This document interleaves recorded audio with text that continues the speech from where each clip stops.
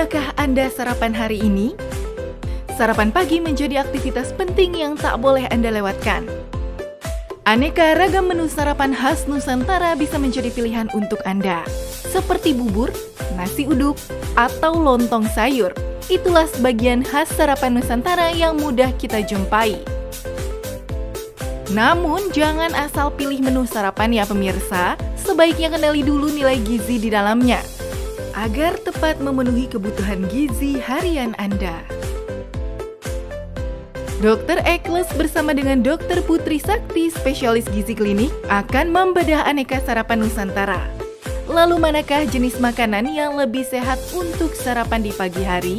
Temukan jawabannya di segmen Hidup Sehat Plus kali ini. Pemirsa, saya sudah bersama Dr. Putri Sakti, spesialis gizi klinik. Sudah sarapan, dokter? Sudah dong. Sarapan apa nih, dok, Tadi hari ini? aku makan pakai nasi sama pecel, dok. Pecel. Favorit aku. Favorit ya? Nah, ini kan sarapan jadi rutin nih setiap pagi. Apa sih fungsi sarapan bagi tubuh? Sarapan, nah kita kan tahu ya dok ya, Ya. selama ini kita itu hampir 8 jam tidur nih. Benar. Tanpa ada asupan yang masuk ya. Ya. Nah otomatis kita butuh mengembalikan energi kita dok. Setuju. Nah jadi dengan kita sarapan yang rutin sebetulnya kalori itu akan meningkatkan energi kita Benar. untuk harian, untuk Ya. kita beraktivitas gitu ya.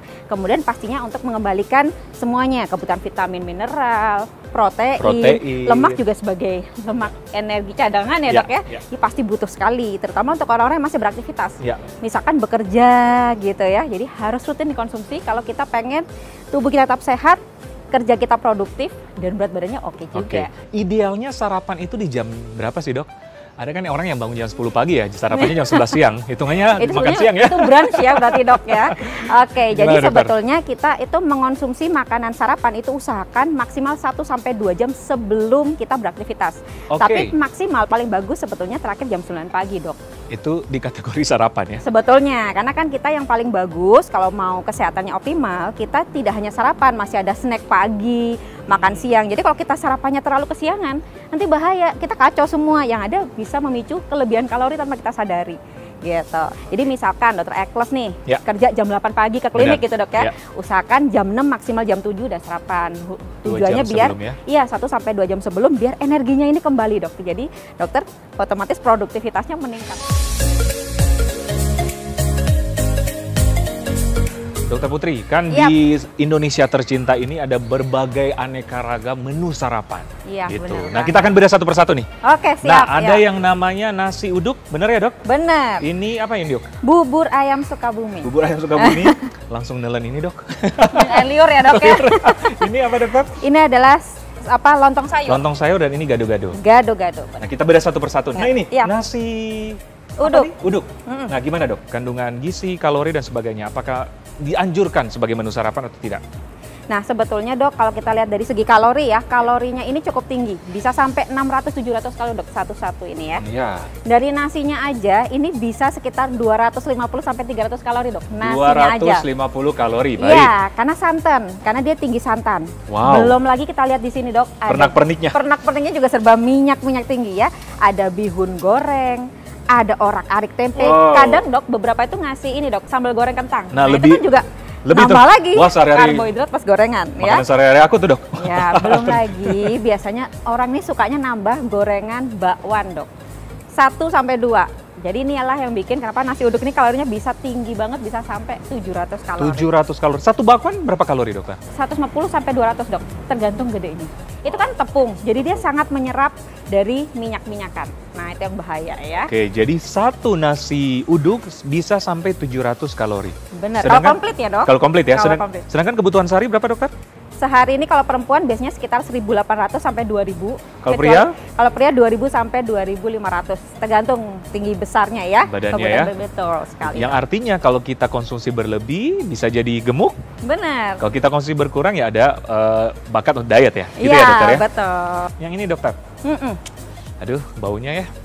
semeriwing, gurih, seger ya dok. Bubur nih dokter, Iya. gimana dokter? Kita bedah satu-satu nih. Betul, kalau bubur ini kalorinya tidak setinggi nasi uduk tadi dok, yaitu sekitar 400-500 kalori tergantung dari komplitnya. Terus juga di sini kita lihat ya dok, kalau bubur Sukabumi kan ada tambahan kuah lagi. Kan Oke. bubur ada yang nggak pakai kuah ya dok. Ya. Belum lagi ada kacang goreng, ada ayam, kerupuknya. Kerupuknya. Nah itu yang tanpa kita sadari tinggi kalori dok. Berapa kalori nih dok? Nah tergantung, kalau kerupuk kayak gini bisa sampai satu tangkup itu bisa sama dengan satu piring nasi loh kalorinya. Hati-hati dok, kita kadang nggak sadar. Dok saya makan nasi udah dikit, tapi secara kalori gede banget. Tapi dari kerupuknya, mainan sampingannya nih. Waduh, jadi satu kerupuk berapa kalori nih dok? Kalau satu ini ya palingan sekitar 30-an kalori lah ya gitu. Cuman kalau setangkup bisa hampir setara dengan satu piring nasi, hati-hati ya. Selanjutnya dokter, lontong ya ini ya dok? Lontong sayur dok, Ini gimana dokter? Kayaknya menggoda juga nih. Dari menggoda. warnanya. Santannya juga ya gurih banget. Nah ini kalorinya bisa sekitar 450 sampai 500 kalori. Apalagi kalau Baik. santannya banyak ini bisa lebih gede lagi dok. Wow. Gitu. Karena dia santannya ini biasanya memang kaya dengan lemak ya, terutama ini bahaya gitu ya. Ditambah tambahan ada kerupuknya, selalu ada kerupuknya. Jangan lupa, ini yang bikin banyak kalorinya. Dan lontong itu kadang kalau terlalu banyak ya kalori karbohidratnya juga berlebih ya dok. Ya. Udah Iya. lemaknya tinggi, karbohidratnya juga tinggi. Oke, nah ini nih. Nah katanya sehat. Karena kan ada sayur-sayuran Betul. dan nggak digoreng, nggak pakai minyak. Nah ini gimana dokter? Iya, jadi kalau untuk gado-gado ini, dia ini kalorinya tidak sebesar tadi ya, Ya. sekitar 350 sampai 400-an lah dok. Dari kacang-kacangannya kan tetap digoreng. Belum lagi gula merah yang kadang kita lupa ya, ada gula merah, ada dari kecapnya, kerupuknya sekali lagi dok. Nah ini yang bikin dia tetap kalorinya nggak tinggi, cuman memang versi yang lebih rendah nih untuk komposisi karbohidratnya dia juga lebih bagus ya dok, karena kan sayur-sayuran ini tinggi serat, Serat, jadi bener. termasuk karbohidrat kompleks, jadi lebih bagus untuk tubuh kita. Cuma secara kalori memang dia nggak terlalu beda jauh ya dok, karena kan masih ada kacang-kacangan, masih ada gula merah, Gula kecap merah. dan lain, kerupuk juga gitu. Jadi sekitar 400-an kalori juga Iya, ya? 350 sampai 400. Asal nggak ditambah nasi ya dok. Waduh, udah plus-plus ya. Jadi kasar Indonesia gitu ya, Bener. ditambah nasi gitu. Sedangkan satu nasi aja sudah 250 kalori ya. Iya, sekitar 200 sampai 250 ya. Dokter Putri, dari Iya. semua sarapan, menu sarapan yang enak-enak ini nih, Iya. mana sih yang dianjurkan untuk pemutuhan gizi yang seimbang dan yang menyehatkan tentunya? Yang menyehatkan ya. Kalau melihat dari kalori dan komposisinya pastinya paling bagus gado-gado dulu dong. Gado-gado, Ya. oke. Ada karbohidratnya, udah ada protein hewaninya dari telur, nabatinya dari kacang-kacangan gitu ya. Dan tentunya ini kalorinya lebih rendah. Secara lemak juga. Kemudian yang kedua dok, kalau saya boleh menganjurkan bubur.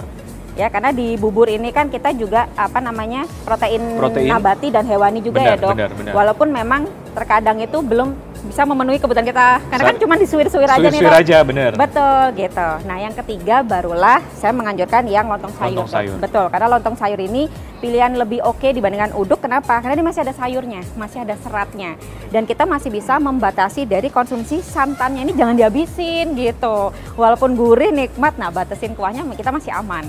Nah terakhir baru ini dok, kalau kita lihat di sini komposisinya selain tinggi sekali dengan kalori, karbohidratnya tipikalnya juga yang agak rendah serat ya Agak dok rendah ya. serat, benar. Betul. Kemudian gorengannya banyak banget nih, bihun goreng, terus apa namanya orak-arik tempe, belum lagi tambah nanti bakwan goreng, ayam goreng. Nah itu minyak semua dok, Minyak sama semua. telur benar. Oke. Ini secara lemak dia paling tinggi. Tapi bukan berarti tidak boleh, yang penting bijak mengonsumsinya ya, frekuensi dan porsinya dok. Wah, itu setuju banget. Jadi Iya. bijak mengkonsumsi tergantung dari frekuensi juga ya. Betul. Kalau nasi goreng, nasi kuning dokter, gimana? Sama juga ya kayak ya? Masih boleh tentu saja, tapi porsinya balik lagi dok ya, terutama minyaknya tadi. Kita kan sebagai orang Indonesia nih sudah terbiasa dengan makanan sehari-hari seperti misalnya Betul. nasi uduk, lontong, dan sebagainya. Nah, gimana dampaknya untuk kesehatan? Ada bahayanya kah kalau dikonsumsi secara berlebih atau gimana dokter? Iya pastinya ada ya dok ya kalau berlebihan. Karena dari segi kalori, kalau kita berlebihan di sarapan aja udah sampai, terutama nasi uduk sampai 700 kalori gitu ya. Iya. Pastinya akan membuat kita jadi naik berat badannya gampang dok. Jadi obesitas. Obesitas. Resikonya. Belum lagi gula darahnya naik terlalu drastis. Nanti ujung-ujungnya apa? Lama-lama jadi kencing manis. Baik. Resiko ke arah penumpukan lemak juga akan meningkat karena komposisi seperti nasi uduk ini dok ya. Ya. Komposisi lemaknya bisa 40%. Wow. Padahal kita yang sehat itu adalah 25 sampai 30% aja untuk Wow. lemak gitu Wow, ya. wow. Nah, sekarang ini 40 lumayan tinggi, ini juga 30 sampai 40. Bahaya Oke. banget ya. Jadi memang bijak juga ya. Jadi mungkin kalau misalnya kita lagi pingin gitu, gimana dokter? Mungkin porsinya dikecilin atau gimana? Boleh, satu porsinya dikurangi ya, porsinya dikurangi terutama karbohidratnya. Yang goreng-gorengan diminimalisir. Misalkan kalau saya boleh milih nih dok, udah ada karbohidrat nasi uduk, saya bihunnya saya skip. Orak-ariknya masih saya konsumsi sebagian untuk protein nabatinya. Nanti protein hewaninya dibanding yang gorengan, saya pilih misalkan telur balado, itu kan versi lebih sehat ya, minyaknya lebih dikit dibanding ayam goreng misalkan. Nah, kerupuknya nggak saya makan misalkan, atau ya beberapa biji boleh lah gitu.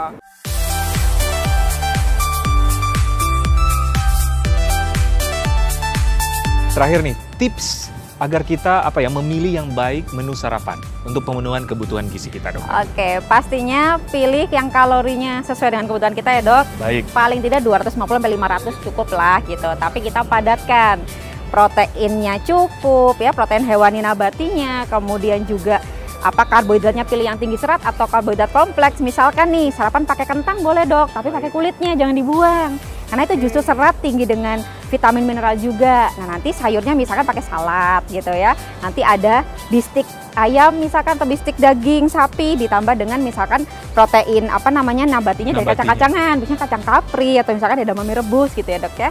Nah, itu kan cukup mengenyangkan sekali, tapi secara kalori dan juga komposisinya itu tepat gitu, dok. Tercukupi ya. Betul, dan juga jamnya tadi. Jamnya usahakan tidak lebih dari 1-2 jam sebelum kita beraktivitas fisik. 1-2 jam sebelum beraktivitas fisik. Iya, dan maksimal jam 9 pagi. Baik, Dokter Putri, terima kasih. Jadi betapa pentingnya sarapan ya. Betul, penting sekali, dok. Jadi pemirsa jangan lupa sarapan. Semoga perbincangan kali ini bermanfaat untuk Anda semua. Saya Dr. Ekles bersama Dr. Putri, spesialis gizi klinik untuk Hidup Sehat. Hidup sehat.